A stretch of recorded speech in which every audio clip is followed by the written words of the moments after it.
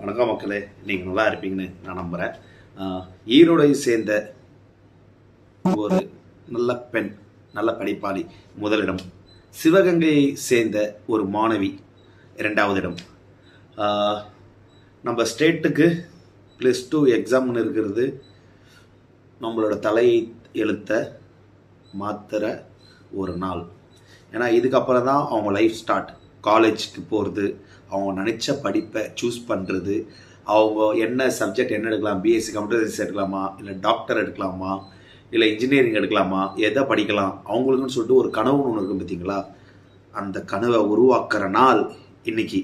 அதனால் +2 முடித்த அந்த மாணவிக்கு ஈரோடு அப்புறம் முதலிடம், சிவகங்கையை முடித்த அந்த மாணவிக்கு இரண்டாவது இடம்.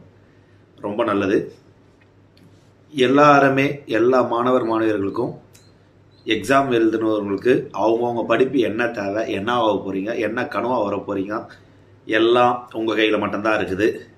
மாணவர்கள் தான் நாளையோட எதிர்காலம். அதனால் அதை மனசில் வச்சு எல்லாம் நல்லா படிங்க.